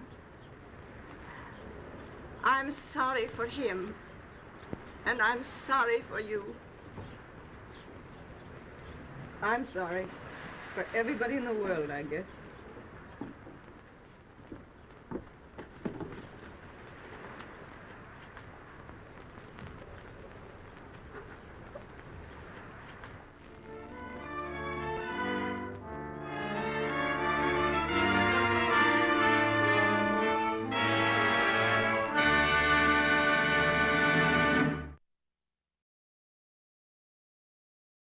All right.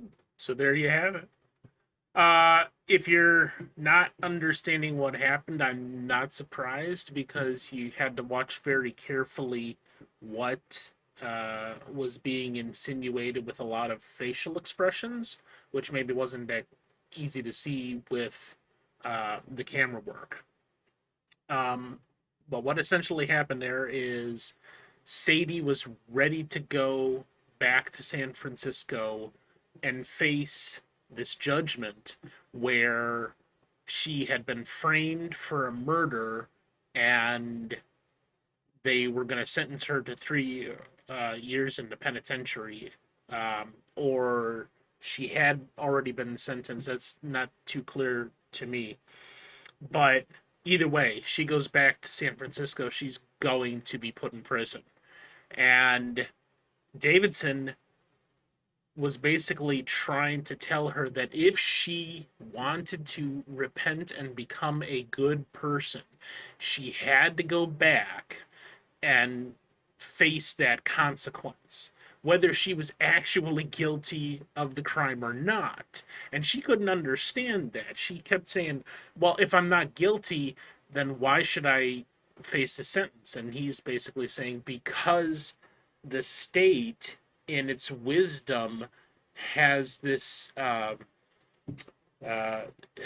shall I say, godlike authority to say who's right and who's wrong, and whether you did it or not is irrelevant. You have to go back and face this consequence of your actions. And that is how you redeem yourself in the eyes of the Lord, is you go back and face this consequence, whether or not it actually was justice. So he convinces her over that time to say, okay, I'm going to do this. I'm fearful for it, but I'm going to do it. And you see that change in her. Now she's not wearing the heavy makeup. She's wearing more subdued clothing, not the flapper clothing with the hat and the feathers and the smoking the cigarette and all that. And that entire time he's proselytizing to her and helping her in the manner that he thinks she needs help, and she's accepting it, and she's trying to redeem herself in that way.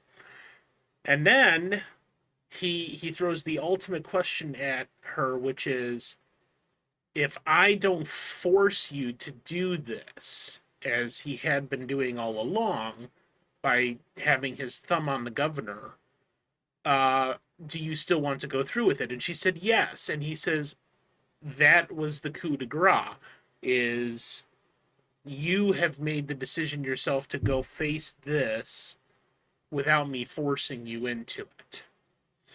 And the very next part of that scene, after she walks into the house, if you watch his facial expressions, is he has basically decided that now he wants to enter into a sexual relationship with her.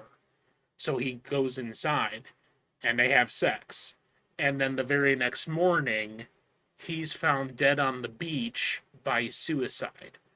So he committed this sin with her, and it was his weakness and hypocrisy that caused her to say, well, if he's going to do this, if he's going to put me in this position, then it doesn't matter what I present myself as or whatever. I have no choice in the matter. I'm still going back to San Francisco. And so she is who she really is in the morning, which is all dolled up and smoking a cigarette and not worrying about all this other stuff with her appearance and that. And then she finds out he killed himself, and she's like, well, then that basically absolves me of everything, because he was the problem all along. He pushed this scenario onto her, and then he failed to live up to his own standards, and then he resolved that by killing himself. And she goes on to live this happy ending, living a life of sin and evil with Sergeant O'Hara down in Sydney. And the interesting, I think the really interesting thing is that bit at the end where Mrs. Davidson is also absolving her of all this sin and reproach that she had, or rather she saw in Sadie, by saying, yeah, I admit my husband, who I thought was this paragon of good and cleanliness in the eyes of the Lord, yeah, he wasn't so good, and therefore, who am I to judge you? And that to me is the most interesting aspect of the entire movie, because you see the character changes that Sadie goes through during this whole thing in the face of what Davidson is doing to her. But Mrs. Davidson is the real redemption story in my eyes, because she stopped judging Sadie so negatively as she had been doing the whole movie, and realized that she's just a person who doesn't deserve any of that kind of scrutiny, and certainly not this fascist type of looking down your nose at her because you see her as this kind of evil scum of the earth type person, and therefore the person who had the most growth in the entire movie is Mrs. Davidson, who finally realized that, sorry, your husband's just not as good as you made him out to be or thought him to be, and he proved that. So there you are. Rain from 1932. Again, that is pre-code. There were lots of little hints and allegations dealing with what was going on with pushing for the code movies in Hollywood at the time, and that code era where all of the studios would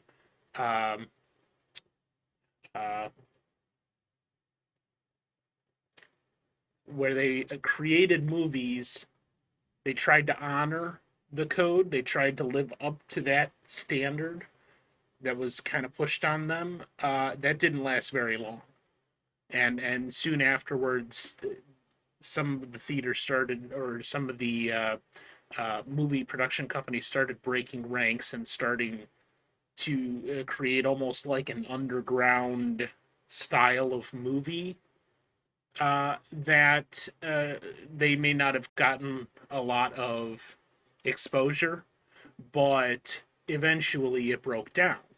And the major theaters started, like MGM started saying, what the hell are we following this code for? If these people over here aren't doing it, they're making more money because their films are not worrying about the code, and we have no legal basis to try to go after them anymore. So it then broke down, just like the Prohibition did after a while, and they started making movies again that didn't fit that bill, that standard. So anything else that we do on Public Domain Movie Night, and you may have noticed that it's been a while since we did it, I'm now going to do approximately a rotation of 3 different shows on Monday nights. So it should be every third week we'll do a Public Domain Movie Night, and then the other 2 nights, one of them is going to be the one that we're going to do on the Discord. So with that, I'm going to go over to Coming Attractions here, and we'll talk about what that is, among other things. So first of all, every Thursday night now is our That's Not Real Trek podcast, watch party podcast that we do on the Conflux. This is our 3rd episode coming up this Thursday on June 30th, and we'll be watching episodes 5 and 6 of Discovery Season 1. And we'll keep on doing that every Thursday night, as long as both of our schedules are amenable to it. That's Short and Sweet and I. And yeah, so if you haven't seen any of the newer Star Trek stuff, just stop on by the Conflux Discord and you can see what it is that you're missing. Maybe you'll hate it, maybe you'll like it. We don't know. Then a new show that is also something I've been wanting to do for a while, but this is going to be a little more rare, is what's called Before the Politics. Basically, it's just going to be me ranting for about 90 minutes, but it's going to be an interactive thing. We'll have some polls, we'll have some discussion, and the topic on Sunday, July 3rd, is going to be a broad discussion on freedom and independence, what the meanings of those 2 words are in our society currently, and maybe what they should be, and maybe what they aren't, and how that kind of stuff impacts who we are as a people. So it's going to be a serious topic, but stop on by. You might find some of the things that we discuss enlightening. That same night, Sunday, July 3rd, starting at 8, we will have Conflux Community Game Night. We'll play Scribble.io, which is absolutely hilarious because none of us know how to draw, and it all is terrible, and then we laugh at each other's poor drawings. So stop on by. You must be a member of the Conflux if you would wish to play that night, and we will have further instructions in the Discord. And then finally, the show that I've been wanting to produce and put out for a year and a half, Enigma Blockbuster Cinema 2021. And we will be roasting Independence Day from 1996. That is a Conflux exclusive, so you must also join the Conflux Discord if you wish to see that. 7 p.m. on the 4th of July, and hopefully we'll catch you before you maybe head out and watch some fireworks, or you're not too busy getting together with the family and getting some grilled foods like some steak or some hot dogs or burgers or potato salad and whatever else, all that stuff I can't really eat. But yeah, that'll be a blast. No pun intended. Monday, July 4th, 7 p.m. in the Conflux. So, thank you all for joining me. And let's find somebody to raid. If anybody has any suggestions, now would be the time to put them in the chat there. If not, I will find somebody appropriate here. Legion Cage has contributed 12,000 points total to the Goad Scotty into playing BioShock challenge. If there's a 2,000 point maximum per stream, and you bitch to me that I don't stream enough, and I put a stream on in the middle of the afternoon, and you're there, and you don't actually do the challenge on that, then you can shut the fuck up. All right, let's see here. I don't know if he's even still in the room. We got the Gaming Avengers doing some Kingdom Hearts. We got Soul Draic doing some Minecraft, or maybe some marbles on stream.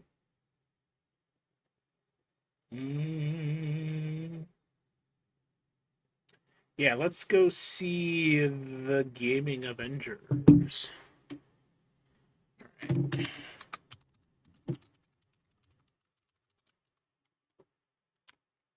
Here we go. All right, thank you all for joining me. I really appreciate you. We'll see you. Well, if you're on the Discord, I'll see you Thursday. If not, I don't know when I'll see you. I can't even remember my own schedule, even though I just told you. So, thank you for joining me. Don't do anything I wouldn't do because, well, I'm not going to do that shit at all. You got it? Okay. Thank you. Goodbye.